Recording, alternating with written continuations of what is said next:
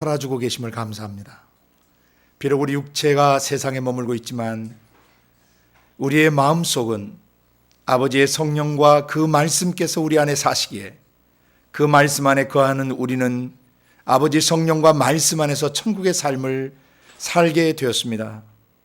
지옥 같은 세상 속에서 천국의 삶을 살아낼 수 있도록 성령을 보내주시고 말씀해 주시는 것을 감사합니다. 아버지, 우리가 이 지상 남아있는 동안에 정말 아버지 성령님과 함께 잃어버린 수많은 영혼들을 구원하고 치료하고 회복하고 재건축하는 일꾼 되기 원합니다. 그리고 그런 사람들을 세울 수 있는 지도자가 되기를 원합니다. 창세기 1장 26절부터 28절에 원래 아버지께서 계획하셨던 하나님의 형상과 모양을 그리스도 안에서 덧입고 정말 다스리는 그런 지도력으로 회복되어지기를 원합니다. 오늘도 우리 자신뿐 아니라 온 세상 나라와 민족 속에 있는 전 세계 예수 공동체의 지체들을 동일하게 축복하셔서 성령과 말씀으로 하나님이 쓰실 수 있는 그런 책임자, 하나님의 기름 부어 쓰시는 일꾼들로 우리를 세워주시기를 원합니다. 왜냐하면 세상 전체의 수많은 영혼들이 구원을 받아야 하고 그리고 치료되어야 하고 회복되어야 하고 창조의 원형으로 다시 재건축되어야 하기 때문입니다.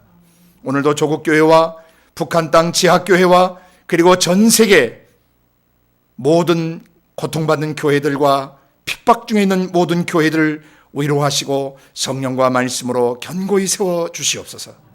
그리고 모든 선교사님들, 그 가정과 자녀들, 그 사역과 현진들과의 모든 관계에 기름을 부으셔서 오직 성령님이 사람을 만지시고 세우시는 그 원리와 원칙을 따라 사역하실 수 있도록 눈을 열어주시고 지혜와 계시의 영을 부으셔서 한 사람 한 사람을 성령과 함께 온전히 세워가실 수 있도록 축복해 주시옵소서.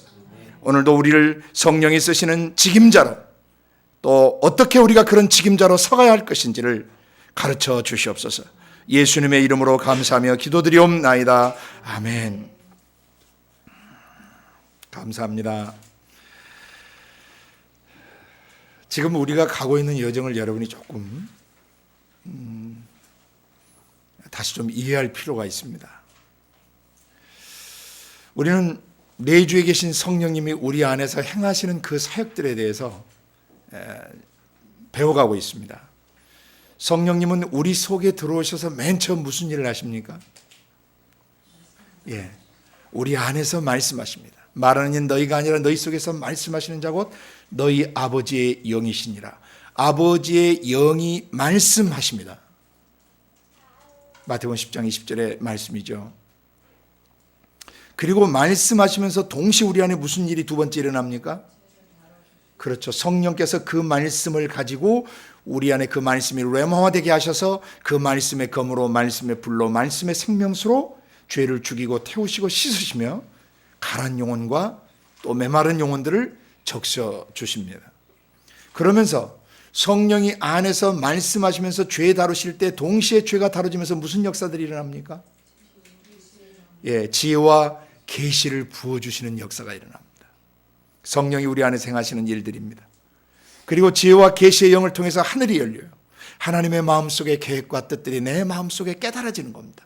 나의 지성 속에, 나의 감성 속에, 나의 의지 속에 아버지가 이런 계획과 뜻을 갖고 계셨구나. 나를 세상에 보낼 때 이런 놀라운 계획을 가지고 보내셨구나.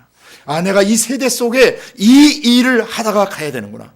내가 다음 세대를 위해서 이 일을 준비하고 가야 되는구나 라고 성령께서 우리 안에서 지혜와 계시로 역사해 주신다는 것입니다. 그리고 네 번째, 성령님은 또 동시에 무슨 일을 하십니까? 그렇습니다. 광야 같은 세상 안에, 시험이 있는 세상 속에 우리를 이끄시고 성령께서 예수님을 몰아가시듯이 우리의 영혼과 육체를 몰아가셔서 세상 속에서 세상 시험을 이기게 도와주시는 겁니다. 성령이 인도하시는 삶입니다. 이끄시는 삶입니다. 육체의 소욕, 세상이 주는 정욕과 세상이 주는 모든 시험과 시련과 유혹들을 이겨낼 수 있도록 성령이 우리를 이끄시는 겁니다. 인도하시는 성령이십니다. 인도하셔서 뭐 하느냐? 육신을 좇지 않고 하나님을 좇아 살 수 있도록 도와주시는 것입니다. 이 네 가지 기반이 사도적 제자도, 예수님의 복음서 사도적 제자도 1년차 기반 안에서 놓여지는 기반이라고 그랬습니다.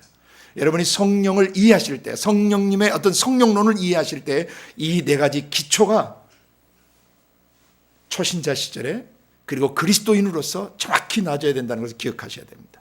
말씀하시는 성령, 죄 다루시는 성령, 지혜와 계시의 영을 부어주시는 성령, 우리를 이끄시고 인도하시고 시험을 이기게 하시는 성령.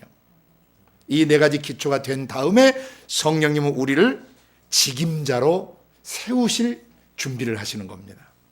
그래서 지금 우리는 다섯 번째 성령이 우리와 행하시는 은사와 직임에 대해서 다루고 있습니다. 은사가 뭐냐라고 얘기하면 많은 사람들이 은사를 성경 그 본문에 나온 정의를 따라서 생각하지 않는 경향이 있습니다. 은사는 고린도서 12장 4절, 5절, 6절에 나오죠. 7절까지. 은사가 뭐냐? 성령이 나타나시는 거다. 나타날 수 없는 죄인된 우리 속에서 성령이 나타나시는 것이 곧 은사와 선물인 것입니다. 성령이 나타나지 않으면 어떤 사람도 하나님 나라의 사역을 할 수 없습니다. 그렇기 때문에 성령이 어떤 사람을 사역자로, 일꾼으로, 직임자로 쓰시려고 하면 반드시 먼저 그 사람 삶에서 성령으로 계속 나타나 주시는 겁니다. 바울 사도를 통해서 계시하신 고린도전서 12장 7절에서 11절까지를 보면 성령의 나타나심이 9가지 내용으로 나옵니다. 맨 먼저 성령은 지혜의 말씀으로 우리 안에 나타나시고 지식의 말씀으로 나타나시고 그 다음에 그 말씀에 대한 믿음으로 나타나십니다. 성령이 주시는 믿음이 있어요. 사람이 지어먹은 마음이나 자기 확신이 아닌 성령이 믿을 만한 증거를 주시고 믿을 수 있도록 인도하시는 그런 성령의 나타남으로는 믿음이 있어요. 여기는 능력이 동반되고 기적이 동반되는 역사들이 일어납니다. 믿어지는 거예요. 성령이 믿을 만한 증거를 보이시고 믿을 수 있도록 역사하시는 것입니다. 성령이 우리 안에 나타나시는 거예요. 두려워 떨 때, 모세가 홍해 앞에 섰을 때, 여호수아가 기본 전쟁을 할 때, 기본 그 골짜기에 태양을 멈추게 하고 아일론 골짜기에 달을 서게 하는 그런 믿음. 그런 믿음은 성령이 나타남으로 주어지는 믿음들입니다. 도저히 불가능하고 도저히 감당할 수 없는 상황과 환경에 놓였을 때 그것을 돌파할 수 있고 꿰뚫어 나갈 수 있고 이길 수 있도록 하는 것은 우리의 지어먹은 마음이 아니라 우리의 결단은 자기 확신이 아니라 내 주에 계신 성령이 나타나 주시는 것입니다. 믿을 수 있도록, 믿음으로 헤쳐나갈 수 있도록 도와주시는 그런 역사예요. 성령이 나타나시죠. 그래서 말씀, 믿음, 말씀에 대한 믿음이 우리 안에 정확히 있을 때 병고침과 능력행함과 애원하는 역사들이 일어나게 되어 있는 것입니다. 이건 성령이 나타나는 거예요. 그 사람 영빨이 강한 것이 아닙니다. 그 사람 영에 무엇을 가지고 있어서 그것이 나타나는 것이 아닙니다. 성령이 나타나실 만할 때 또 나타나시기 원하실 때 그 뜻대로 성령이 나타나 주시는 것입니다. 우리가 원한다고 해서 나타나는 것이 아닙니다. 은사는 나의 개인 소유물이 아닙니다. 성령님이 안에 계심으로써 성령이 필요에 따라 나타나시는 선물입니다. 그렇기 때문에 은사는 나타났다가도 안 나타날 수도 있습니다. 병고침, 능력행함, 애언으로 성령이 나타나시고 그 다음에 7번째 나타나심을 주의해야 합니다. 영들 분별합니다. 이건 지난번 올레 방송에서 장장 22주에 걸쳐서 영들 분별함에 대한 기초를 놔주셨습니다. 여러분은 자주 그것을 들으셔야 됩니다. 지금 유튜브에 그걸 다 올려놨습니다. 그러니까 누구든지 유튜브에 구바울 선교사가 치면 그 올레 방송에서 강의했던 그 내용들이 영들 분별한 강의들이 다 올라옵니다. 저희가 장비가 좀 썩 좋지가 않아서 그 화면이 유튜브에 올렸더니 화면이 좋지 않아서 좀 죄송한데 일단 그래도 음성으로 육성으로 들을 수 있으니까 그걸 이 방송을 듣는 분들이나 또 여러분들도 그것을 꼭 들으실 수 있기를 바랍니다. 영들 분별함의 기초는 굉장히 중요합니다. 뭐에 대한 영들 분별이냐? 그 받았다고 하는 지혜의 말씀, 지식의 말씀, 그가 가지고 있다는 믿음, 그에서 나타나는 병고침의 역사, 능력행하는 역사, 그가 애언하는 내용들은 반드시 분별되어야 합니다. 반드시 분별되어야 합니다. 그래서 영 분별이 7번째 나와요. 그리고 난 다음에 그 영들이 분별되는 가운데서 방언 말함과 방언 통변함으로 성령이 나타나시는 것입니다. 예언과 방언에 대한 아주 혼란스러운 가르침들과 성경의 문맥을 무시한 자기중심적 해석들이 난무하고 있습니다. 어제도 우리 한 형제와 함께 방언과 이 방언에 대해서 잘못 적용된 걸 올라와 있는 내용들을 봤는데, 그걸 쓰시는 분이 문맥을 무시하고 그냥 성구를 마음대로 인용해 버리시니까 생기는 심각한 문제예요. 성경을 제대로 안 보신 거예요. 고린도전서 14장 2절의 방언에 대한 정의를 정확하게 인식하지 않으면 문제가 생깁니다. 방언은 외국어가 아닙니다. 외국말이 아닙니다. 지상에 정착된 외국 언어가 아닙니다. 왜? 고린도서 14장 2절의 방언의 정의를 내려주셨어요. 방언을 말하는 자는 첫째 사람에게 하지 않는다. 외국어는 사람에게 하는 것입니다. 두 번째, 하나님께 하게 되어 있습니다. 하나님께 말할 때 외국어로 말합니까? 방언은 외국어가 아닙니다. 지상에 정착된 언어가 아니에요. 세 번째, 이는 알아듣는 자가 없어요. 그러나 외국어는 알아듣죠. 그렇기 때문에 방언이 외국어일 수 없는 것입니다.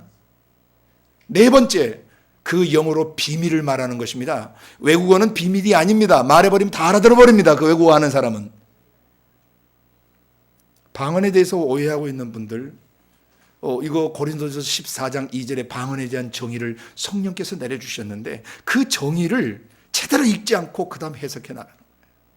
그리고 또 방언은 또 믿는 자들 위하지 않고 믿지 않는 자들 위한 표적이라고 했는데, 방언은 믿는 자들 위한 것이 아니고 믿지 아니한 자들 위한 은사다라고 또 해석하는 사람이죠. 은사가 아니에요. 표적이라고 돼 있어요. 표시. 믿지 않는 자들에게 무슨 표시를 주시냐면, 표적을 주시냐면은 믿는 자들이 방언하는 걸 듣게 하시는 거예요. 그 믿는 자들이 방언을 했는데 그 문맥을 보면 어떤 분이 일어나서 그 방언 내용을 통역합니다. 방언은 사람에게 하지 않습니다. 하나님께 하는 것입니다. 알아듣는 자가 없습니다. 그 영어로 비밀, 신비스러운 것, 신적 비밀에 속한 신의 영역에 속한 것들을 말하는 것입니다. 인간의 이성과 감성으로 표현할 수 없고 말할 수 없는 내용들을 사람의 영이 말할 수 있도록 성령이 나타나 주시는 것입니다. 그게 선물이에요. 그렇기 때문에 이 방언 기도는 굉장히 중요합니다. 그리고 고린도서 14장 4절에 다시 방언에 대한 보충 설명을 해 주시죠. 방언은 자기의 덕을 세운다고 그랬어요. 근데 원문에는 자기 덕이란 말이 없어요. 그냥 건축하다라고 하는 오이코도메오라는 동사를 써요. 그건 뭐예요? 속사람 영을 건축하고 세워주는 거예요. 뭘로? 하나님의 형상과 모양으로, 신적 지혜와 신적 능력으로 그 사람이 신적 성품으로 서갈 수 있도록 도와주는 게 방언 기도입니다. 자기의 지성과 감성으로 감지해낼 수 있고 표현해낼 수 없는 한계를 넘어서 인간의 영이, 인간의 마음이 그려낼 수 없고 표현해낼 수 없는 내용들을 인간의 영이 말할 수 있도록 도와주는 게 바로 성령의 나타나심으로는 방언 기도입니다. 굉장히 중요합니다. 그 방언이 통변되어지는 순간 불신자들이 놀라겠어요, 안 놀라겠어요? 알아듣지는 못한 말로 올라바카바라마르스바라마 누가 말을 했는데 그 말이 딱 통변되는데 자기 나라 말로 들릴 때 와, 불신자들에게 표적이 되기 위해서 방언을 또 주신 거예요. 공동체 안에서 그 회중 예배 가운데 그 방언은, 그때 방언은 개인 은사 방언이 아닙니다. 직임으로서 주어지는 방언입니다. 방언을 말하는 직무로, 그 시간 직책으로 주어지는 거예요. 개인의 은사적 방언이 있고 공동체 회중 예배 속에 어떤 형제나 자매가 성령의 지시를 따라, 성령의 인도를 따라서 방언으로 말을 합니다. 그것이 만약에 직임으로서 주어지는 방언일 때는 반드시 통변자가 일어나게 돼 있어요. 통변자가 없으면 교회에서 잠잠하라는 겁니다. 또 이것을 잘못 해석해가지고 교회에서는 방언하면 안 된다는 이런 정신 나간 사람들이 있어요. 문맥을 이해해야 돼요. 회중 예배 시 하지 말란 뜻이지 교회 건물 안에서 하지 말란 뜻이 아닙니다. 왜? 아니, 주께로부터 오는 그런 방언 통변이 없는데 혼자 계속 올라바까 하고 있으면 그 정신 나간 사람 아니겠어요?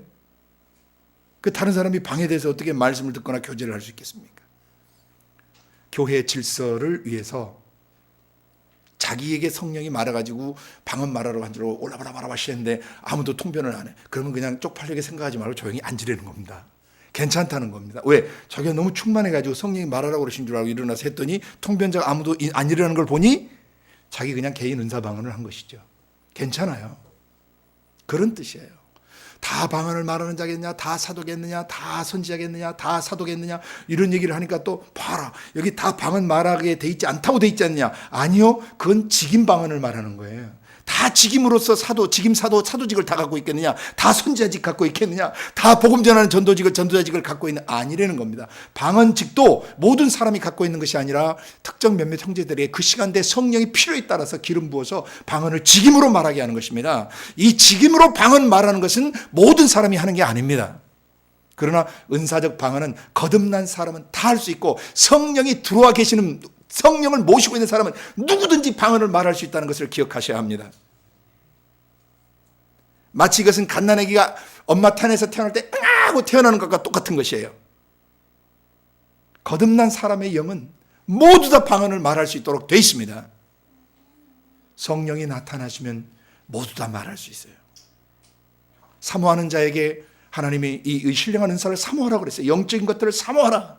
사모하면 주시는 거예요. 자, 이렇게 모든 은사들이 각 사람 안에서 풍성히 나타날 때, 그건 성령님이 나타나시는 거예요. 하나님이 신 되신 하나님이 나타나시는 겁니다. 개인의 삶 속에 공동체 안에 하나님 되신 신이 나타나시는 거예요. 이 나타나시는데 왜 나타나시느냐? 각 사람에게 유익을 주려 하심이에요. 그 사람 개인의 영빨이나 개인의 잘 먹고 잘 살고 뭔가 투시의 은사나 뭔가 영적으로 깨가지고 자기가 잘 먹고 잘 살기 위해서 주신 게 아니에요. 성령 그런 목적으로 나타나신 게 아니에요. 성령이 나타나면 그런 것은 결과적으로 우리 삶에 주어지는 것입니다. 아멘.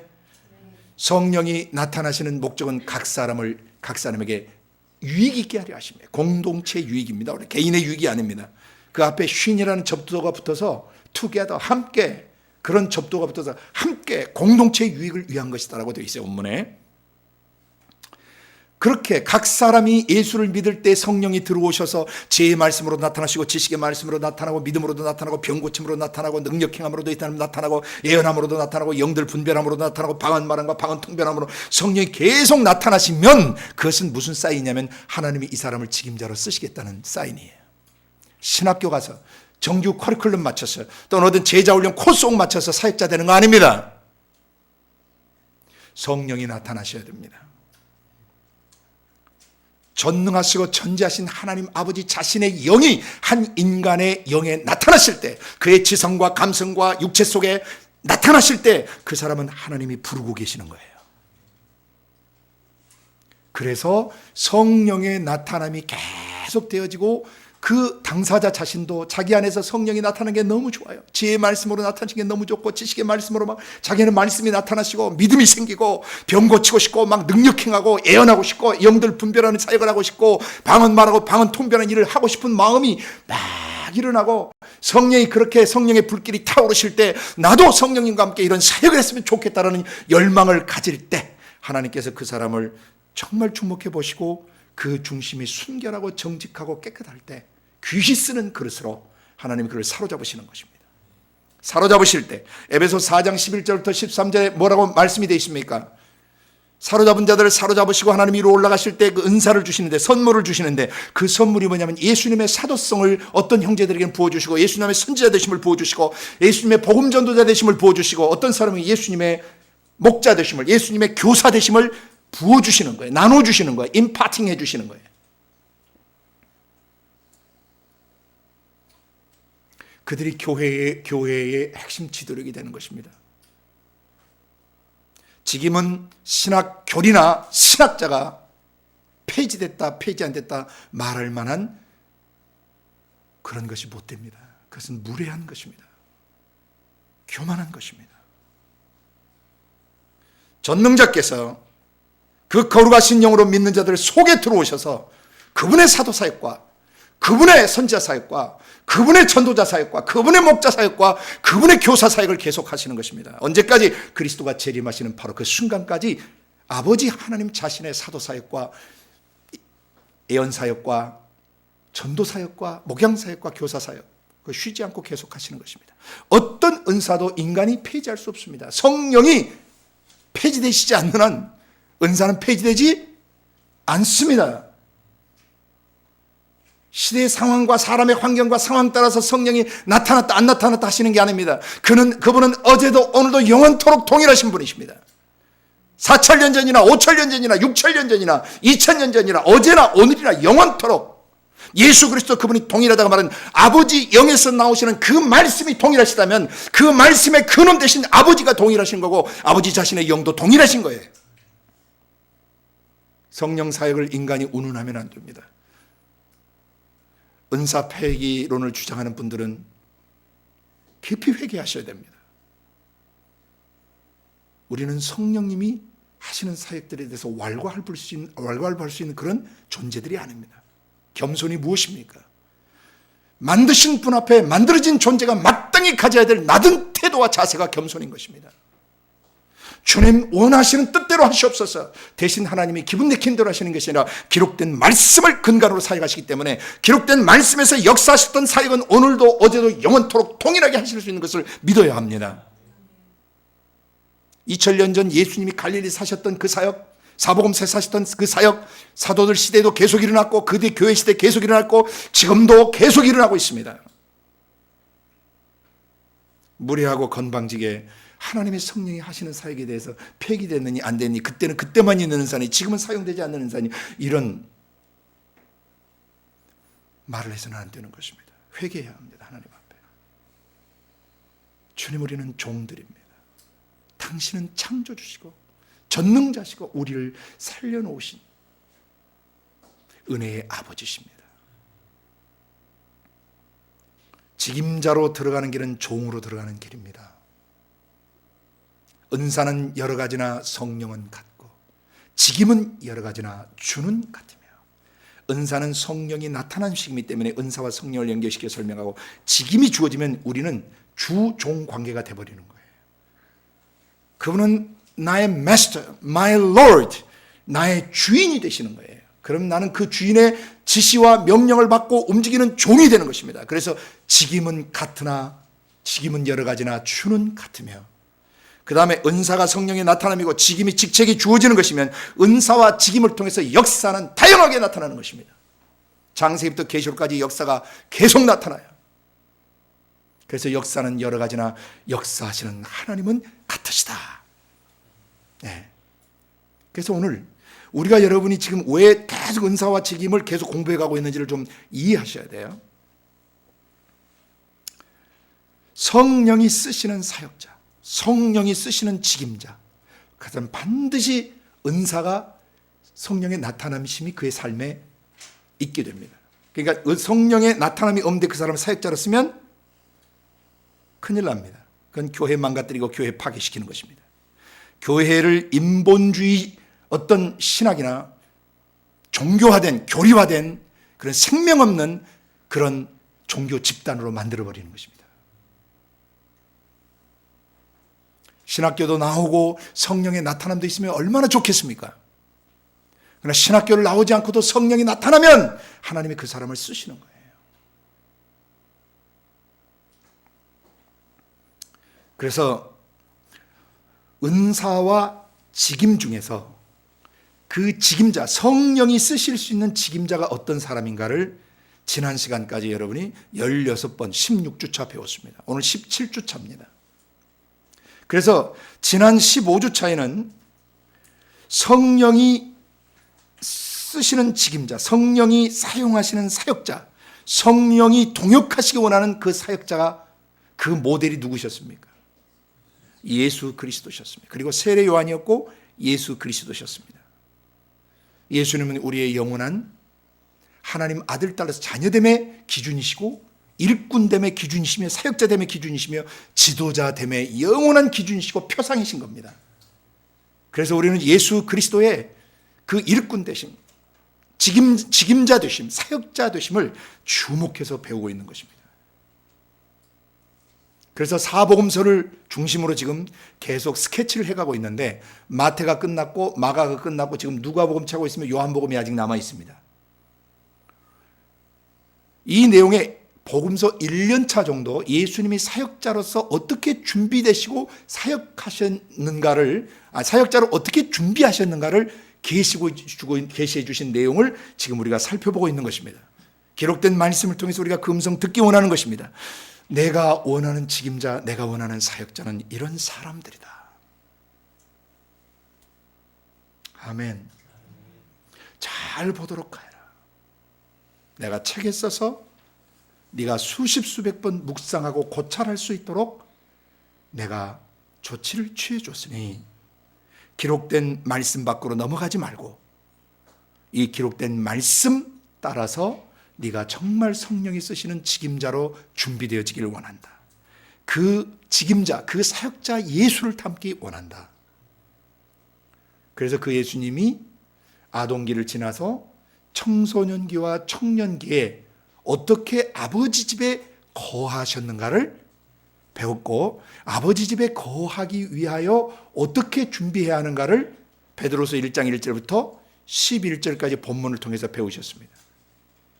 아버지 집에 거하는 그런 삶, 그래서 나중에 신의 성품에 참여하는 사람이 되려면 믿음의 덕을 덕에, 지식을 지식에, 절제를 절제에, 인내를 인내에, 경건을 경건에, 형제 우애를 형제 우애에, 아가페 사랑을 덧입어야 한다. 그러면 누가복음 2장 52절에 말씀하신 대로 예수님처럼 키도 자라지만 지혜도, 몸도 튼튼, 마음도 튼튼하고 지혜롭게 자라면서 하나님 앞과 사람 앞에 사랑스러운 청소년, 사랑스러운 청년으로 자라가게 된다는 것입니다. 그리고 지난주 16주차에는 그런 아버지 집에 거하지 못하게 되면 그 사람의 영혼이 어떻게 되는가를 배웠습니다. 네 가지를 배웠죠. 누가복음 3장 1절부터 6절을 통해서 네 가지를 배웠습니다. 아버지 집에 거해서 아버지 영과 자기 영 사이에 사귐, 코이노니아를 갖고 아버지 것을 다운받고 선물 받고 또 아버지 것을 공유하고 아버지 성품에 참여해서 그리스도로 옷 입은, 그리스도의 성품을 덧입은 삶을 살지 못하게 되면 어떻게 된다? 골짜기처럼 마음속이 패이고, 아니면 스스로를 높여서 모든 산과 작은 산처럼 높아져 교만해지고, 그 다음에 삶이 비뚤어지고 구부러지고 굴절된 사고방식과 감성체계를 가지고 살게 된다. 그래 결론적으로 마지막 그 삶이 어떻게 돼요? 험악하게 된다 그랬어요. 업앤다운 심하고, 감정의 기복이 심하고, 안정감이 없고, 대인관계가 원만치 못하고, 자기 스스로 자기가 너무 싫은 거예요. 그러다가 이제 점점 정신질환 속으로 들어가게 되는 것이죠. 사람을 기피하거나 어떤 그 대인 기피증이나 대인 공포증이나 또는 폐쇄 공포증이나 편집증이나 우울증이나 조울증이나 어쨌든 원만치 못한 그런 정신 상태를 갖게 되는 것입니다. 그래서 아버지 집에 거할 수 있으려면 곧 아버지의 영과 아버지 말씀 안에 거하는 것이 아버지 집에 거하는 것인데, 그렇게 거하려면 어떻게 해야 되는가?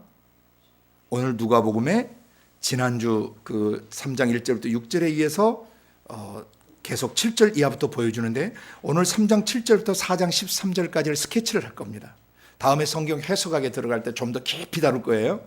지금은 스케치를 하는데 3장 7절부터 4장 13절까지 몇 개의 사건들이 계속 연결되어집니다. 시간상 다 읽지 않고 제가 그냥 설명해 가도록 할 것입니다. 여러분이 3장 7절 이하를 보시면 다 아시는 내용들이에요. 마태, 마가에서 이미 다뤘던 본문들입니다. 비슷한 내용들입니다. 그렇기 때문에 여기서는 구체적으로 설명하지 않고 스케치하고 지나갈 것입니다.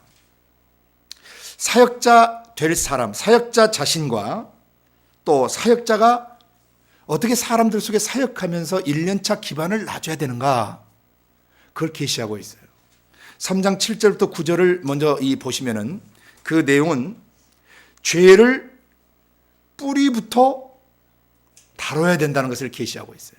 그래서 회개에 합당한 열매를 맺는 사람이 되어야 된다. 이 사람이 하나님이 쓰실 수 있는 사역자로 준비되는 사람이에요. 성령이 쓰시는 그런 사람으로 준비되는 사람입니다. 세례 요한이 그렇게 준비됐고 예수님 자신이 그렇게 준비되셨습니다. 우리 자신도 그런 직임자, 그런 사역자로 준비되어야 됩니다. 죄를 뿌리부터 다루는 것은 지난 시간에 다루기 때문에 그냥 지나갑니다. 그럼 죄를 뿌리부터 다루게 되면 어떻게 되느냐? 3장 1절부터 6절까지 그 네 가지 영역의 치유와 회복이 필요하고 재건축이 필요한 영역이 있었죠. 죄를 토해내는 순간 패였던 마음의 골짜기들, 사고방식과 감성체계가 치유됩니다. 그리고 높아졌던 교만한 것들이 치유됩니다. 그리고 비뚤어지고 구부러졌던 것들이 곧바로 펴지게 됩니다. 회개함으로, 죄를 뿌리부터 회개함으로.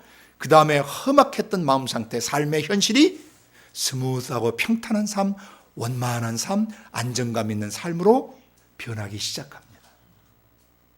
뭐 할 때? 죄를 뿌리부터 자복할 때.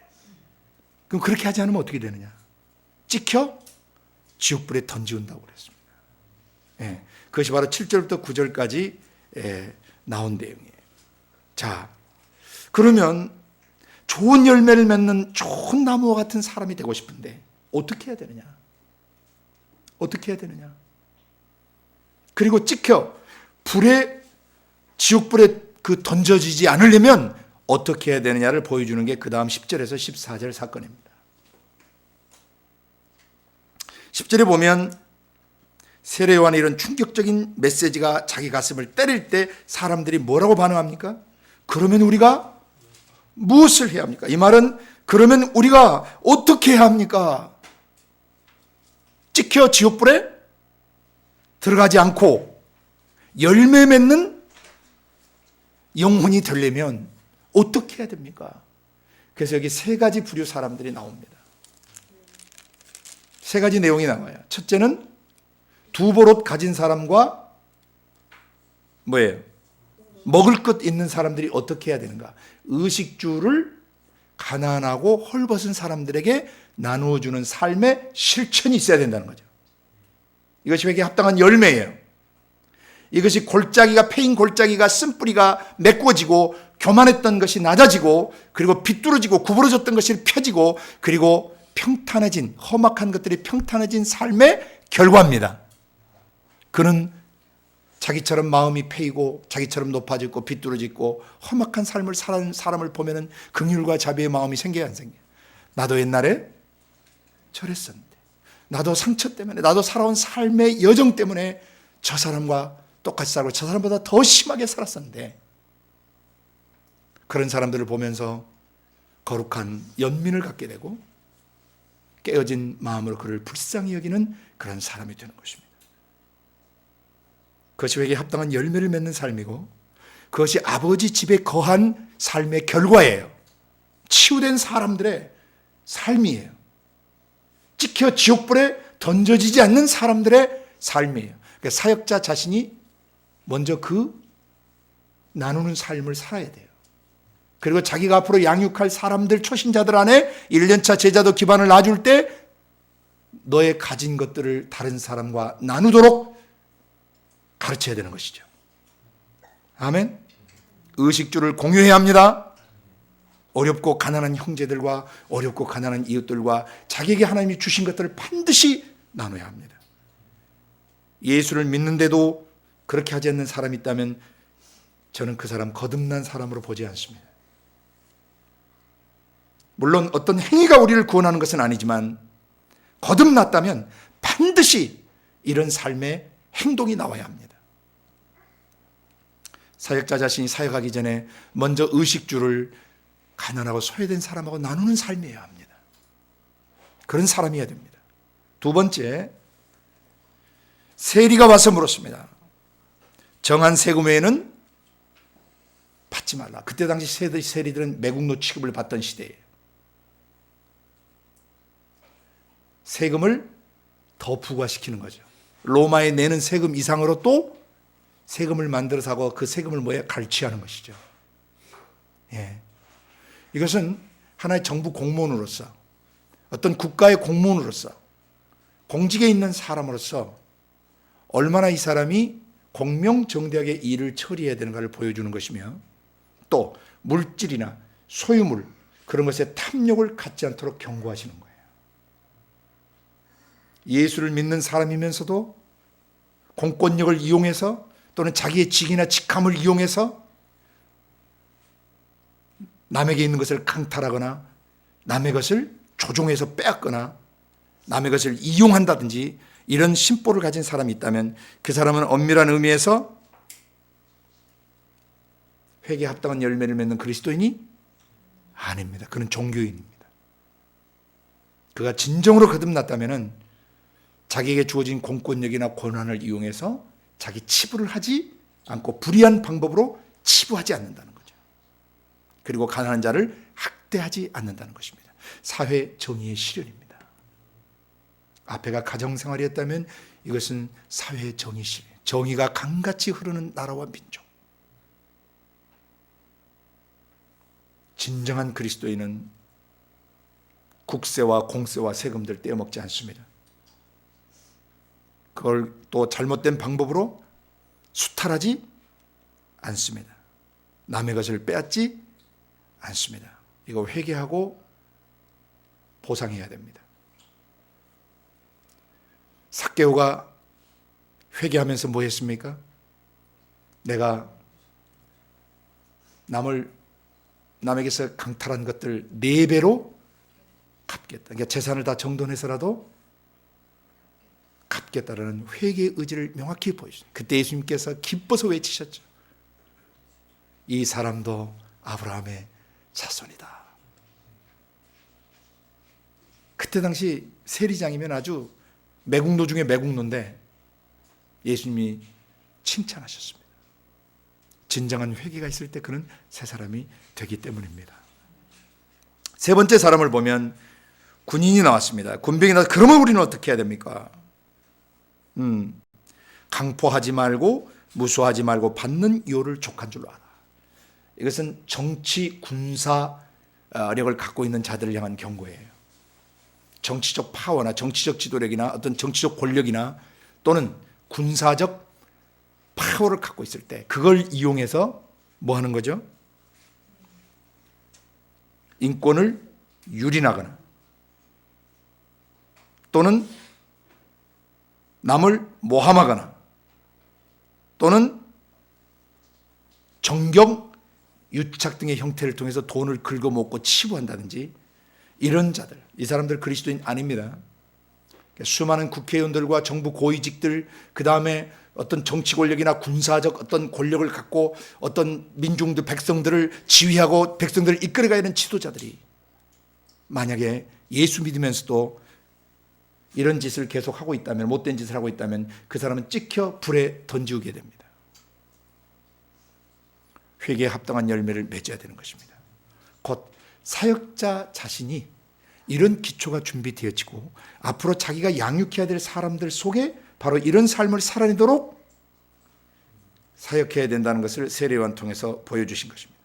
구원받고 회복된 사람은 그 삶으로 모든 것이 입증되어야 되고 증명되어야 합니다. 아멘. 그 다음에 세 번째 단락을 보시면 15절부터 17절까지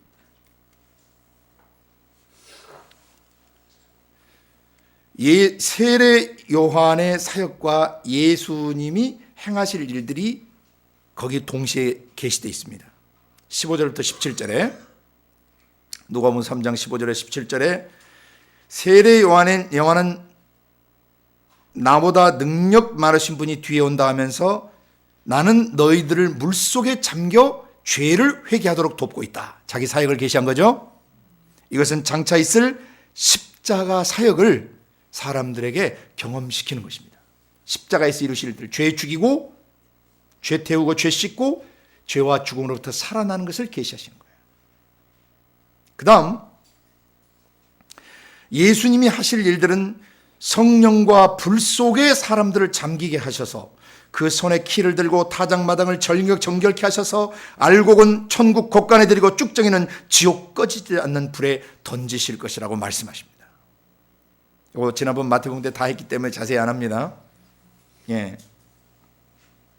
그래서 여기서 여러분이 다시 한번 기억하셔야 될 것은 세례 요한적 사역과 예수님의 사역 양면을 우리는 다 뭐 해야 돼요? 배워야 됩니다. 하나는 주님의 재림하실 길을 예비하는 제2, 제3, 제4의 세례 요한으로서 우리는 어떤 사역자로 준비되어야 되고 그 다음에 하나님의 아들 예수 그리스도의 사역을 통해서 하나님의 아들 된 자로서 우리가 어떻게 아버지의 일들, 아버지의 사역을 감당해야 되는가. 아버지의 성령과 함께 우리가 각 사람을 성령과 불 속에 잠기도록 도와주고 그 다음에 삼지창 같은 거 들어서 손에 키를 들고 어떻게 한다 그랬어요? 공중으로 확 바람 부는데 불러 올려서 쭉정이는 날아가고 알곡은 떨어지게 한다 그랬죠. 그래서 우리의 생각과 감정과 의지 속에 성령께서 말씀을 보내셔서 우리의 속을 다 뒤집어 우리 생각을 다 까발리시고 감정을 다 까발리시고 의지를 다 까발리시는 거예요.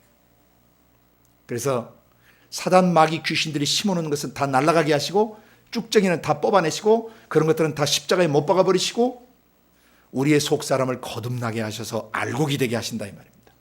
매일 우리를 정결케 하시는 거예요. 우리의 생각, 우리 감정, 우리 의지를 성령님이 매일 불 속에서 정결케 하시고 태울 것 태우시고 강하게 할 것 강하게 하시는 것입니다. 담금질 하신다는 것입니다. 아멘. 예. 그 다음에 네 번째 단락을 이제 오늘 여러분과 제가 좀 주의 깊게 보고자 하는데 18절부터 20절까지 내용이 나옵니다. 그리고 21절부터 22절까지의 내용이 연결됩니다. 이걸 잘 보시길 바랍니다. 세례 요한의 사역과 예수님이 사역자로서 어떻게 기반 준비를 하였는가를 보여주시는 겁니다. 거기에 세례 요한은 18절에 보시면은 기타 여러 가지 말씀으로 좋은 소식 곧 복음을 전했다고 되어 있죠. 네? 그러니까 세례 요한의 메시지가 엄청나게 많은데 그 핵심 메시지만 뭐 한 거예요?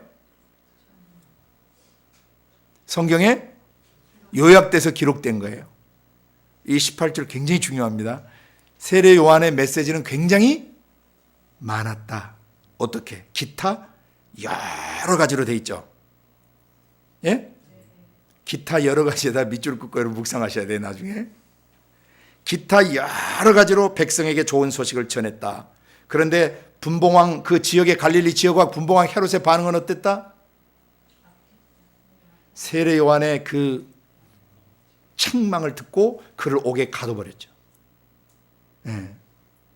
이 말은 세례 요한적 사역을 감당할 때 우리가 옥에 갇힐 수도 있고 나중에 저 뒤에 가면 좀 시간이 지났는데 목배임을 당하시죠. 목배임을 당하며 순교당할 수도 있다. 죄 문제를 다루다가 옥에 갇힐 수도 있고 죽임당할 수도 있다라는 것을 계시해 주신 것입니다. 그런 각오 되어 있습니까? 여기서야 다 하면 하죠. 죄 지적했다가는 내가 큰일 나게 생겼다 싶으면 입 딱 다물고 침묵해 버리는 사람들이 있어요. 그러면 안 됩니다. 좀 심하게 표현하면 내 목에 칼이 들어오고 내가 불이익을 당한다 할지라도 옳지 않는 일을 옳다고 얘기하면 안 되는 것이죠. 옳지 않은 것은 옳지 않다. 옳은 것은 옳다. 세례 요한은 주님의 길을 예비하는 모든 사역자들의 하나의 표상입니다. 진리를 증거하고 죄의 문제를 지적하다가 자기가 옥에 갇힐 수 있고 죽임을 당할 수 있음에도 불구하고 그는 타협하거나 야합하지 않았습니다. 여러분과 제 자신이 우리의 마음속에서부터 죄 문제를 향해서 그렇게 살아가길 원합니다. 그리고 또 다른 형제 자매들 그런 사람으로 섬길 수 있기 원합니다. 그 다음에 이제 보십시오. 세례 요한은 갇혔고 예수님은 또 예수님이 어떻게 사역자로서 기반을 준비하셨는지 어떻게 사역자로서의 기초를 준비하셨는지 다른 복음서에는 전혀 언급되지 않는 독특한 내용이 하나 나옵니다. 다른 공간 복음서들을 보면은 예수님 세례 받으실 때 백성이 다 세례 받을 때 예수님도 세례 받으신 내용 나오죠. 그런데 마태나 마가나 마태, 마가, 요한복음에 언급되지 않는 한 가지 내용이 언급되어 있습니다. 뭐 하실 때? 기도하실 때 하늘이 열렸다라는 내용이 있어요. 오늘 이것을 이제 여러분이 주목해서 보시기를 바랍니다. 기도하실 때 하늘이 열렸다.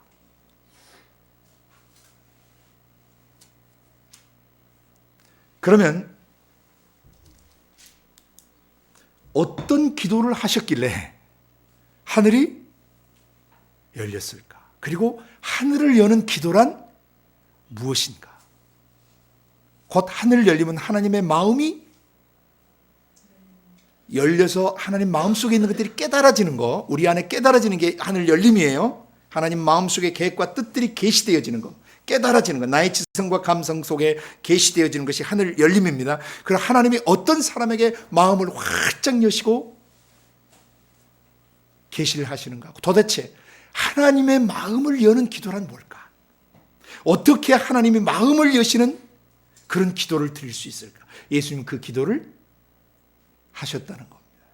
육신 입으신 사람으로서 하늘을 여는 기도를 할 줄 아는 그런 사역자셨다는 것입니다. 이것은 예수를 믿는 그리스도인으로서 또 주님의 사역을 감당해야 되는 사역자 직임자로서 둘 다, 그리스도인으로서 사역자로서 둘 다 하늘을 여는 기도를 배워야 하고 알아야 하는 것입니다. 어떻게 기도해야 하늘이 열릴까? 여러분이 사역자가 되시기 전에 예수님처럼 사역자로서 준비하는 것 중에 하나가 하늘을 여는 기도를 할 줄 아는 거예요. 이번 17주에서 가장 여러분에게 지금 17주차 직임자 강의에서 강조하고 싶은 것 중에 하나가 바로 오늘 이 내용입니다. 기도하실 때 하늘이 열렸어요. 그랬더니 하늘이 열렸더니 하늘에 계신 분이 내려오셨어요? 안 내려오셨어요? 뭐처럼 내려오셨어요? 비둘기처럼 내려오셨죠. 그 말은 소리 없이 조용히 우리의 생각, 감정, 의지 속에 임하시는 성령을 보여주는 것입니다. 물론 어떤 사람은 우당탕 쾅쾅 성령 받을 수도 있고 어떤 사람은 팔팔 뛰면서 쓰러지면서 뭐 여러 형태로 있겠지만은 여기 예수님은 성령 받으실 때, 성령이 위로부터 임하실 때 능력이 임하시는 거예요. 성령 안에 잠기시는, 육신 입으신 예수님이 성령 안에 잠기시는 것을 보여주시는 거예요. 뭐 했더니? 기도하기 전에는 뭐 하셨더니? 그렇죠. 잘 보셔야 돼요. 기도하시기 전에 뭐 하셨어요? 세례를 받으셨어요. 그냥 예수님이 세례 받으실 필요가 없어요. 그냥 마태복음 보면 모든 의를 이루기 위하여 이제 내가 세례 받는 것을 허락하라 그러죠. 예? 모든 의가 뭐라고 그랬죠? 모든 사람을 죄 없이 올바로 만들어주기 위해서 내가 그들의 죄짐을 지고 지금 십자가를 예표하는 이 물속에 잠기는 이 과정을 내가 통과해야 한다. 이제 허락하라 그러셨죠. 그러니까 뭐예요? 기도를 하기 전에 뭘 먼저 정돈해야 되죠? 그렇습니다. 마음속에 죄를 회개할 때는 뭐부터? 어디서부터? 뿌리로부터, 뿌리에서부터, 아담의 원죄로부터 내가 어머니 아버지 뱃속에서 내가 형성되면서 짓게 됐던 모든 자범죄까지, 원죄와 자범죄 뿌리, 죄라는 죄는 뿌리부터 뭐 할 때? 토하고 자복하고 회개할 때 그 사람이 하는 기도는 뭐예요? 하늘을 여는 기도가 되는 것입니다. 죄의 문제를 완전히 해결하지 않으면 그 기도를 통해서 하늘이 열리지 않습니다. 시편 66편 18절을 잠깐 펴서 보시길 바랍니다.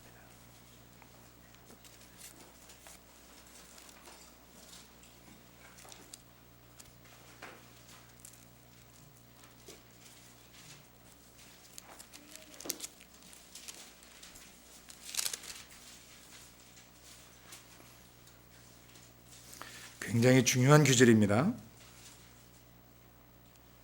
18, 19절을 같이 읽어봅니다. 찾으셨어요? 시편 66편 18, 19절 같이 읽습니다. 시작. 내가 내 마음에 죄악을 품으면 주께서 듣지 아니하시리라. 그러나 하나님이 실로 들으셨으며 내 기도 소리에 주의하였도다. 아멘. 주의를 기울이셨다는 거예요. 주목하셨다는 거예요. 왜? 죄악을 품고 있지 않았기 때문에. 마음속에 죄악을 품고 있으면 기도가 막힙니다. 예. 다시 열왕기상 8장 35절을 한번 펴보시길 바랍니다.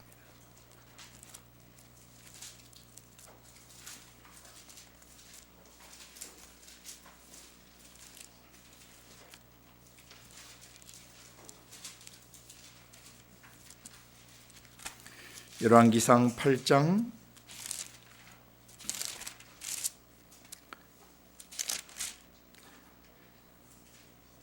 35절, 36절을 같이 읽죠. 열왕기상 8장 35절, 36절을 같이 읽습니다. 만일 저희가 주께 범죄함을 인하여 하늘이 닫히고 비가 없어서 주의 벌을 받을 때 이곳을 향하여 빌며 주의 이름을 인정하고 그 죄에서 떠나거든 주는 하늘에서 들으사 주의 종들과 주의 백성 이스라엘의 죄를 사하시고 그 마땅히 행할 선한 길을 가르쳐 주옵소서. 주의 백성에게 기업으로 주신 주의 땅에 비를 내리시옵소서. 35절을 주목하시면 주께 범죄함을 인하여 하늘이 뭐예요? 닫혀요. 여러분도 뭔가 여러분을 속이고 거짓되이 말하고 신실치 않고 정직치 않으면 그 사람을 향해서 마음이 어때요? 닫혀. 똑같아요. 하나님께서도요. 그리고 간사하고 교활한 이중성을 가지고 자기에게 나오면 마음을 열고 싶지 않죠. 그 하늘 닫히는 원리나 인간은 마음 닫히는 원리나 똑같은 거예요. 이해됐습니다? 그러면 닫히고 없게 되냐면 비가 없게 되고 주의 벌을 받게 돼요. 그것은 영육 간의 문제가 생기는 것이 그 삶에. 그때 만약에 그 사람이 이곳을 향해 빌면서 주의 이름을 인정하고 그 죄에서 떠나거든 36절 주는 하늘에서 들어주시옵소서 그랬죠. 그리고 죄를 용서해 주시옵소서. 그리고 마땅히 행할 선한 길도 가르쳐 주시옵소서. 그리고 주의 백성에게 기업으로 주신 주의 땅에 비를 내리시옵소서. 우리의 메마른 심령에도 비가 내려지게 되는 거죠. 은혜의 단비가. 죄를 회개하면. 하늘이 왜 닫히는가, 그리고 하늘을 어떻게 열 수 있는가, 그 비밀을 오늘 예수님 통해서 계시해 주신 것입니다. 하나님이 쓰시는 사역자, 하나님이 쓰시는 직임자는 뭐 할 수 있는 사람이어야 돼요?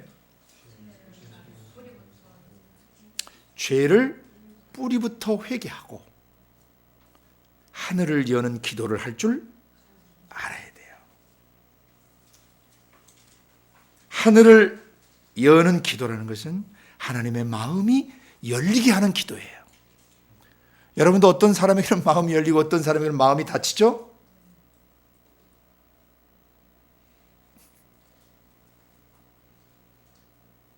어떤 사람에게는 마음이 열리고 어떤 사람에게는 마음이 닫히는가 여러분 잘 아시죠?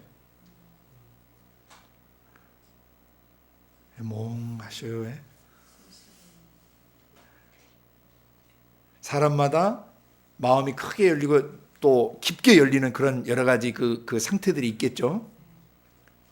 정직한 사람, 그리고 투명한 사람, 그리고 겸손한 사람, 그리고 변명하지 않는 사람, 그리고 어떤 일이 있으면 자기가 책임지는 사람, 그리고 신뢰할 만한 사람. 이런 사람을 보면 어때요? 마음이 열려. 그러나 그 반대 사람을 보면 조심하게 되고 거리를 두게 되죠. 다치는 겁니다.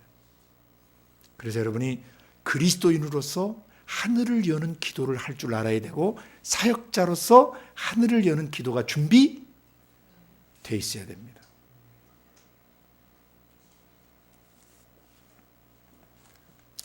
이 하늘을 여는 기도는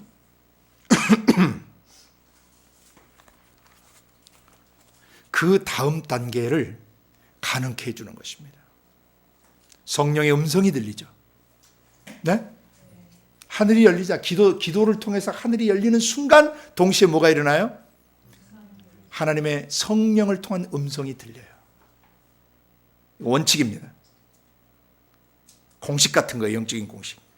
하늘이 열리면 하나님의 심장의 언어가 내게 깨달아져야 안 깨달아져요? 음성이 들려요. 하나님의 영과 내 영 사이의 커뮤니케이션이 회복돼요. 죄로 말미암아 하나님의 영과 나의 영 사이에 탯줄이 끊기듯 단절이 있었는데, 죄 문제가 깨끗이 내 마음에서 토해지고 잘못이 인정되어지고 내가 토설하게 되면 하늘이 열리면서 대화가 술술술 풀려요. 우리가 친구 사이에도 부부 사이에도 부모와 자식 사이에도 정직하게 고백하면 용서가 돼야 안 돼요? 마음이 뚫려요 안 뚫려요? 서로 하나 되죠? 그곳에 기름 부음이 있고 하나님의 역사가 있는 것입니다. 회복이 있는 것입니다. 재건축의 역사가 있는 것입니다. 그래서 성령의 음성이 들리는데, 그 음성 중에서 가장 중요한 음성이 뭐냐? 너는 내 사랑이고 넌 내 아들이고 난 너만 보면 기쁘다. 이게 범죄 이전의 인간의 원형이었습니다. 내 사랑, 내 아들, 내 딸, 내 기쁨. My love and my son, my daughter and my delight and my joy. 하나님이 보실 때 너무 사랑스러운 거예요. 왜? 죄 문제가 해결됐기 때문에. 영은 스스로 살 수 있는 능력이 없어요. 하나님 아버지 영으로부터 나오는 말씀을 먹어야 인간의 영은 살아요. 인간이 죄를 안 범해도 인간의 영은 스스로 못 살아요. 아버지 영에서 나오는 생명 양식을 먹어야 영생하는 것입니다. 근데 생각, 감정, 의지 속에 배어들고 의식, 무의식, 잠재의식 속에 배어든 모든 죄까지 예수님이 십자가에서 못 박아버리신 것을 믿고 그 죄를 자신 있게 토해내고 하나님과 사람 앞에 정말 정직하고 투명하게 죄를 다 토해내버린 그 사람은 다시 순백의 영혼이 되는 것입니다. 범죄 이전의 원형으로 회복되는 것입니다. 그 사람을 주님은 내 사랑이라고 부르세요. 아버지는 그 사람을 내 아들, 내 딸이라고, 내 새끼라고 부르신다 이 말입니다. 옛날에 시골에서 어머니들이 애들이 예쁘고 사랑스러워, 아이고 내 새끼, 아이고 우리 강아지, 이런 저기를 표현을 쓰시던 기억들이, 아이고 내 새끼, 아이고 우리 강아지. 하나님 아버지는 그 이상으로 하십니다. 내 사랑, 내 아들, 내 딸아, 너만 보면 기쁘다. 너만 보면 좋다. 너 없이 내가 무슨 낙으로 살겠느냐. 너만 보면 기쁘고 너만 보면 힘이 나고 너만 보면 희망이 생긴다. 그게 죄의 문제가 해결된 하나님 아들들을 향하신 하나님의 선포예요. 죄의 문제가 해결돼서 맨 처음 회복해야 될 게 바로 그런 원형의 정체성입니다. 그래서 오늘 다음 시간에 이제 좀 더 깊이 이 부분을 다뤄가겠지만 오늘 여러분께서 중요한 이 하늘을 여는 기도와 함께 1년차 자녀됨의 기반을 놔줄 때 그 자녀된 사람들, 하나님의 자녀된 사람들이 가져야 될 세 가지 중요한 기도 패턴을 오늘 우리가 기억해야 합니다. 자, 하늘을 여는 기도를 하려면 먼저 뭐가 있어야 된다고 그랬죠? 죄를 자복하는 회개 기도가 있어야 돼요. 그래서 기도의 가장 본질적 기도의 출발은 죄를 토해놓는 회개 기도가 있습니다. 이것이 사도적 어떤 기도를 가르치는 예수님의 그 기반이에요. 기도의 가장 중요한 기반은 먼저 뭐를 회개할 줄 아는 기도? 죄를 회개할 줄 아는 기도. 두 번째는 하늘을 여는 기도. 그 다음 세 번째가 뭐냐면은 누가복음 4장 1절부터 13절 다음 단락에 나오는 건데, 족보 이야기는 다음에 할 거예요. 다음 단락에 나오는 건데, 광야에서 시험을 이기는 기도예요. 아멘. 이 세 가지 기도는 모든 그리스도인들, 하나님의 자녀된 사람들의 삶 속에 있어야 되는 중요한 기도 패턴입니다. 세 가지 기도입니다. 뭡니까? 죄를 회개할 줄 아는 기도, 하늘을 열 줄 아는 기도, 그 다음에 시험, 사단, 마귀, 귀신을 대적하고 물리칠 수 있는 기도의 능력들. 시험을 이기는 기도, 시련을 이기는 기도, 역경을 이겨내는 기도, 마귀를 대적하는 기도, 마귀를 다스리는 기도. 이것이 초신자 때 정립되어야 되는 것입니다. 그리고 사역자가 되려면, 성령이 쓰시는 직임자가 되려면 죄 회개의 기도를 알아야 되고, 하늘을 열 줄 아는 기도가 있어야 하며, 그 다음에 죄와 사단, 마귀, 귀신과 시험을 다스릴 수 있는 그런 기도의 체험을 해야 되는 것입니다. 이것이 사역자로서 성령이 쓰시는 일꾼, 성령이 쓰실 수 있는 사역자로서의 기초 준비예요. 예수님은 그 준비가 되셨어요. 자기 몸으로 수많은 사람의 죄를 지고 죽으셨어요. 그리고 하늘을 여는 기도를 하셨고, 그 다음에 광야 시험을 친히 통과하시면서 사단 마귀를 이기시며 시험을 이기는 기도를 통과하셨습니다. 그 다음에 이제 복음서 1년차가 다 끝나면 이제 2년차가 시작되는 복음서 2년차 제자들 시대는 사역의 실제 내용은 어제 이제 1년차 다 마치고 제가 다시 하겠어요. 마태, 마가, 누가, 요한을.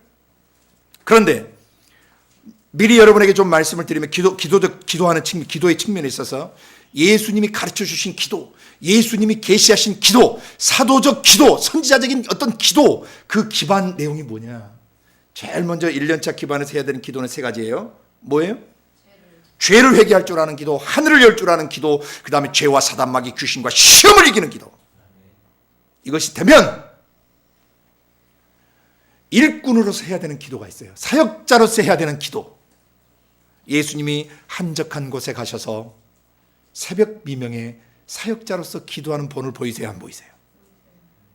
그 사역자로서의 기도를 배워야 돼요. 그것은 다음에 이제 좀 더 깊이 다룰 겁니다. 그 다음에 또 지도자가 되면 지도자가 해야 될 기도가 있겠어요, 없겠어요?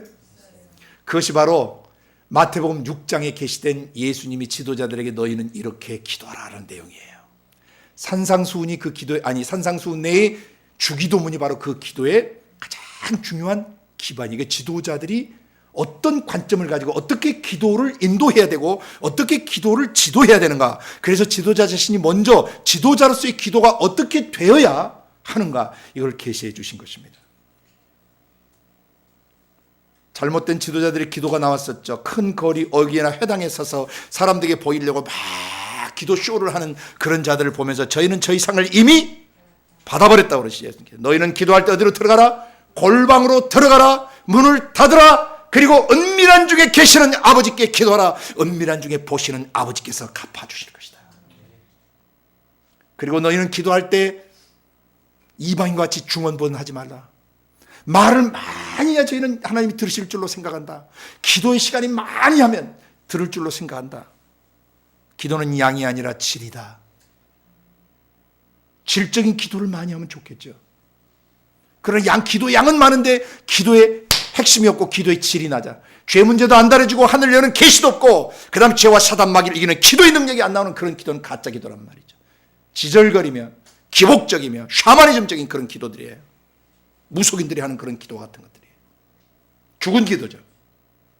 기도는 대화입니다. 그러면서 주님이 중언부언 기도가 뭔지를 정의를 내려주신 거예요. 은밀한 중에 보시는 아버지께서, 은밀한 중에 계시는 아버지께서, 은밀한 중에 보시는 아버지께서 갚아주신다는 것을 믿지 않고 지절거리는 기도는 중언부언하는 기도. 그 다음에 말을 많이 하면서 질적 내용이 없는 기도는 중언부언하는 기도입니다. 그 다음에 기도하기 전에 너희에게 있어야 될 것을 하나님 너희 아버지께서 아신다고 그랬어요. 하나님께서 내가 지금 말하기 전에 내 속에 무엇이 있어야 될 것을 천부께서 다 아신다는 것을 믿지 않고 드리는 기도는 중언부언하는 기도인 것입니다. 이런 기도는 종교 귀신들을 불러옵니다. 여러분, 한간에 어떤 사람들이 기도에 대한 오해를 합니다. 기도는 무조건 부르짖어야 된다는 사람, 또는 기도는 크게 기도해야 된다는 사람, 둘 다 문제 있는 사람들이에요. 예수님은 환난 날에 부르짖으라 했습니다. 자신이 죽임을 당하실 때 그 전날 밤 죽음을 앞에 놓으시고 육체에 계실 때 심한 통곡과 눈물로 간구와 소원을 올렸어요. 그리고 그의 경외하심을 인하여 들으심을 얻었다고 되어 있어요. 사람은 살다 보면 위기가 있습니다. 환난의 때가 있습니다. 고통의 때가 있습니다. 감당할 수 없는 시간이 있습니다. 그때는 부르짖으라 하신 거예요. 심각한 문제가 생겼는데도 응급조치를 취하지 않고 뭉적뭉적 행동하고 있다면 그 사람 정신적으로 이상한 사람이에요. 환난 때에 부르짖으라. 위기 시에 네가 감당할 수 없는 고통일 때 하늘 아버지를 향해서 부르짖으라. 사람이 통곡하고 절규하듯이 하늘 아버지께 호소하기도 하고 하늘 아버지께 도움을 요청하기도 하라.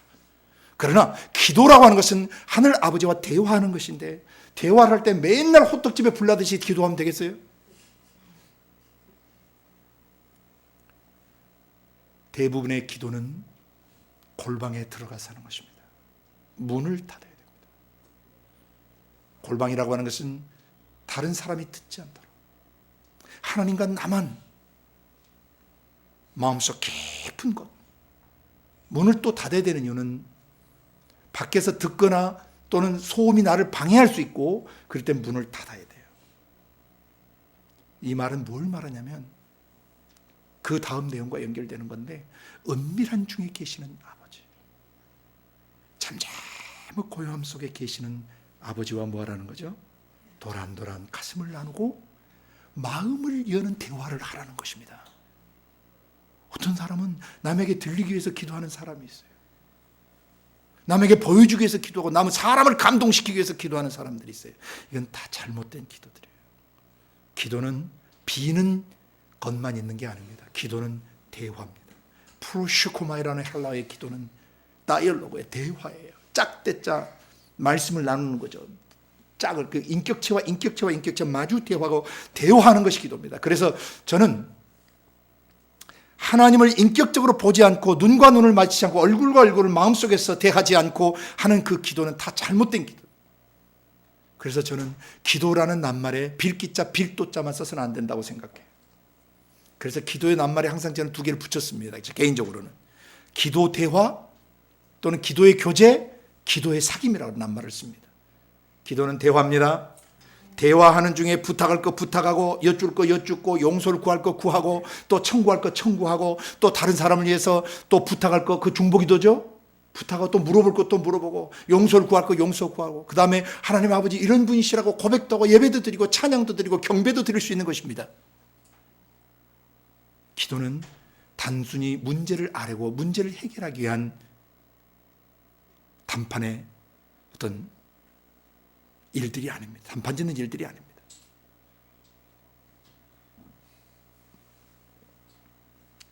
제일 먼저 아버지와 얼굴과 얼굴을 맞대야 되기 때문에 예수님이 너희는 이렇게, 그러므로 이렇게 기도를 할 때 첫 번째 하늘에 계신 우리 아버지, 그렇게 부르라 그랬어요.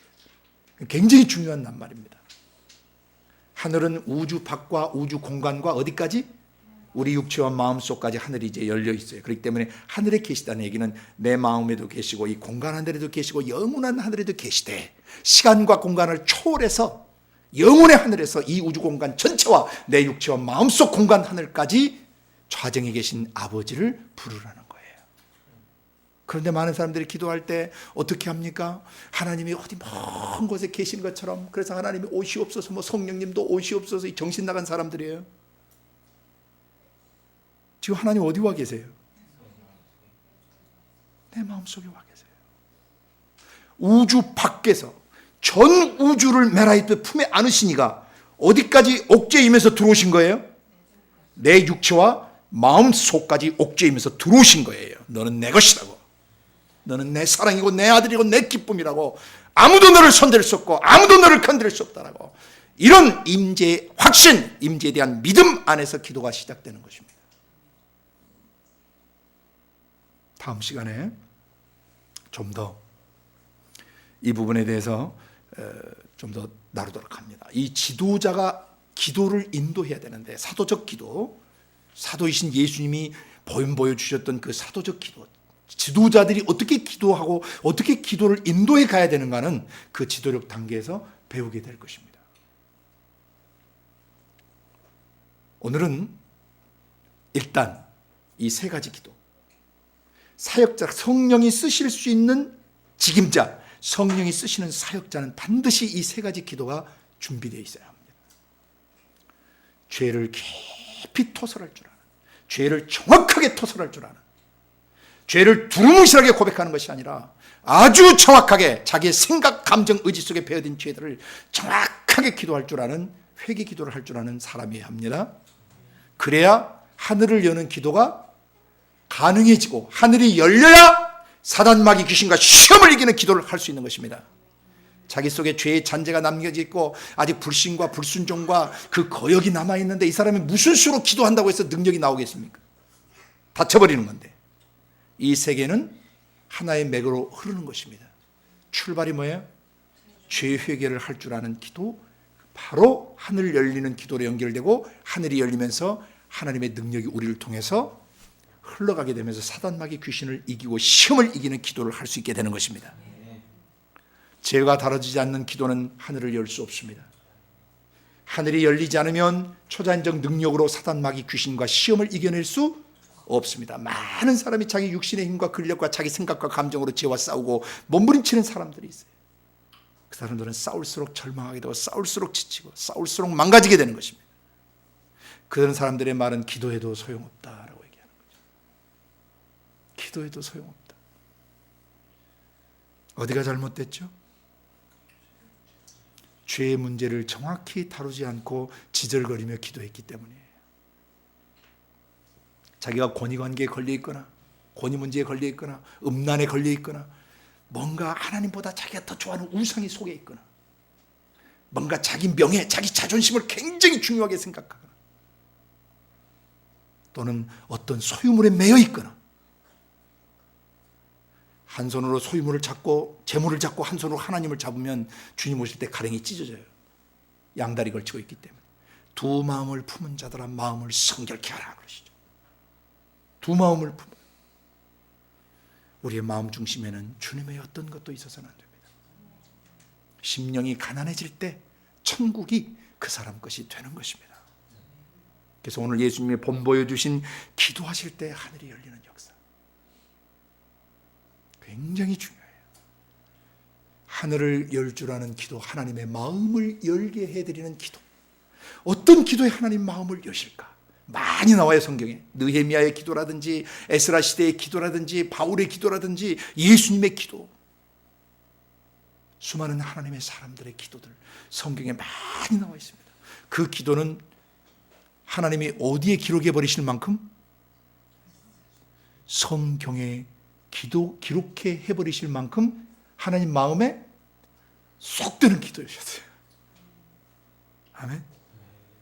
하나님 마음에 기억하시는 기도, 하나님이 자신의 마음을 여실 수 있는 기도.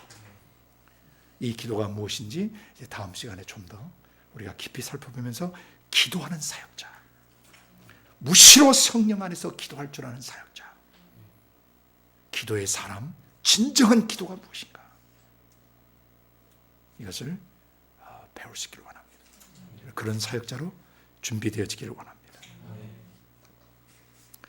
부르짖는 기도나 잠잠히 하는 침묵 속에서 하는 기도나 상관없이 기도의 핵심은 부르짖든지 조용히 기도하든지 상관없이 핵심이 있어요. 그건 뭐예요? 은밀한 중에 계시는 아버지와 눈과 눈이 마주쳐야 되고 얼굴이 마주쳐야 되고 마음과 마음이 만나져야 되는 것입니다.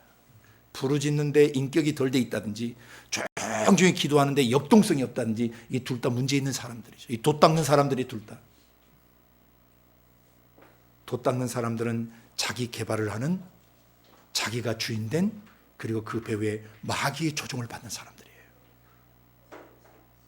기도는 대화입니다. 인격적 사귐이고 만남이고 바로 기도 시에 또 코이노니아가 일어나요. 말씀을 들을 때도 코이노니아 역사가 일어나고 기도할 때도 코이노니아 역사가 일어나고 찬양하고 경배할 때도 하나님의 심장과 우리의 심장이 교류되는 코이노니아 역사가 일어나요. 코이노니아 역사가 일어나면 반드시 하나님의 것이 우리 안에 전이돼요. 오늘 말씀을 들을 때 하나님의 것이 여러분 안에 전이 됐습니까? 하나님의 음성이 여러분의 전이 됐습니까? 나누어졌습니까? 공유되어졌습니까? 그 다음에 여러분 그 안에 그렇게 살도록 그 신의 성품에 들어가려고 여러분이 결정하시는 것입니까? 똑같습니다. 기도할 때도 동일한 역사가 일어납니다. 하나님의 심장의 것이 내게 임파테이션 됩니다. 그리고 하나님의 것을 내가 기도 시간에 공유하게 됩니다. 그리고 신의 성품에 참여하게 됩니다. 기도를 열심히 했는데 인격이 변하지 않는다. 그 지절거린 사람들이에요. 진정한 기도는 반드시 코이노니아 역사가 일어납니다. 사귐이 일어나고 하나님의 것이 전이 되어지고 전수되어지고 계시가 일어나요. 그리고 하나님의 것을 공유하게 되고 그 다음에 하나님의 성품에 참여하는 역사가 일어나요. 믿음이 생깁니다. 덕이 생깁니다. 영적 지식이 생깁니다. 그 다음에 자기를 다스릴 수 있는 능력이 생깁니다. 인내심이 생깁니다. 경건의 능력이 생깁니다. 그 다음에 형제를 사랑할 수 있는 힘이 나오고 그 다음에 아가페적 사랑의 단계로 들어가게 되는 것입니다. 기도는 반드시 하늘을 여는 기도해야 됩니다. 그러려면 죄를 회개하는 기도를 철저히 해야 하늘이 열려요. 왜? 죄가 있으면 하늘이 닫힌다라고 솔로몬 시대 때 계시하셨잖아요. 예루살렘 성전이 바로 우리잖아요. 이곳에서, 이 예루살렘 성전에서 그렇게 죄를 범하면 하늘이 닫혀요. 하늘의 능력이 더 이상 공급되지 못하고 성령의 능력이 더 이상 공급되지 못하는 것입니다. 그래서 통성기도든 개인적으로 하는 기도든 어떤 기도든지 뭐 해야 한다? 핵심은 만남이다, 사귐이다. 그래서 반드시 기도를 했으면 기도한 내용에 대한 결과가 자기 가슴에 경험되어져야 되고 남아있어야 되고 그것을 통해서 성장하고 성숙해져 가야 되는 것입니다. 저는 수십 년 산기도하고 기도에 반 미쳐 사는 사람들을 여러 번 만난 적이 있습니다. 참으로 안타까웠던 것은 본인도 안 변하지만 그 사람이 양육하는 사람들도 안 변해요. 문제가 있는 것입니다. 바로 예수님이 마태복음 6장에서 사도적 기도가 무엇이, 지도자가 해야 될 기도가 무엇인가를 계시해 주셨는데 예수님이 가르쳐 주신 기도를 따르지 않고 자기 돛 닦는 기도 패턴을 찾아가요. 부르짖거나 또는 조용히 침묵 기도를 하거나. 저는 어떤 기도든지 열려 있습니다. 어떤 기도든지 제한하지 않습니다. 그러나 그 양면의 기도 다 반드시 아버지와 성령과 말씀 안에서 사귐이 있어야 합니다. 코이노니아가 있어야 합니다. 내적 음성을 정확하게 이해하고 들어야 되고 아버지의 것을 공유해야 되고 하나님 심장에 그 계시들 보여주신 뜻들을 기도 가운데서 메모하고 정돈하고 그걸 가지고 그 기도를 통해서 자라고 신의 성품으로 자라가야 합니다. 그렇지 않는 기도는 잘못된 기도입니다. 종교적 몸부림들입니다. 그것은 종교 귀신들이 달라붙는 것입니다. 인격적 사귐이 없이 계속 기독해 하는 것이죠. 삶의 변화가 없이 계속 기독해 하는 것이죠. 성령이 쓰시는 책임자 예수 그리스도, 그분은 하늘을 여는 기도를 하셨던 분입니다. 마태복음 4장 1절부터 13절까지 시험을 이기는 기도를 할 줄 아는 분이셨습니다. 그 다음에 그분은 강력한 공생의 사역자로 나아가게 되셨던 것입니다.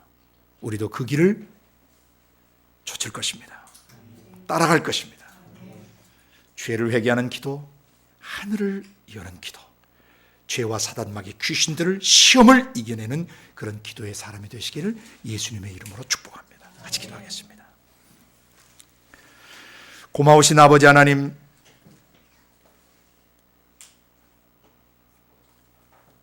우리에게 보내주신 예수 그리스도를 인해 감사합니다.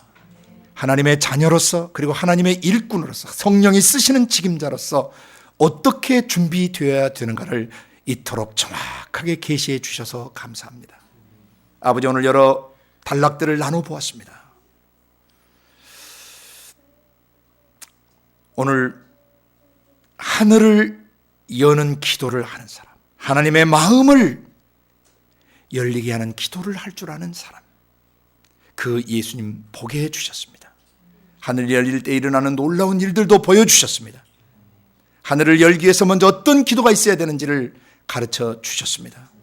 죄를 회개하는 기도, 그 죄를 회개하는 기도가 있을 때 하늘이 열리고, 하늘이 열릴 때 하나님의 성령의 능력이 임하시며 하나님의 음성이 들리고 자기의 흔들렸던 정체성, 패였던 골짜기, 높아졌던 교만의식들, 비뚤어진 삶, 왜곡된 삶, 그리고 험악했던 삶들이 그 기도를 통해 어떻게 제자리를 찾을 수 있는가를 또한 보여주셨습니다. 하늘이 열릴 때 자기의 정체성이 회복되어지면서 사단 마귀 귀신과 시험을 이기는 기도를 할 수 있다는 것을 계시해 주셨습니다. 오 아버지, 이런 기도의 사람, 이런 기도의 사역자로 준비되게 하여 주옵소서. 감사하고 예수님의 이름으로 기도드리옵나이다. 아멘.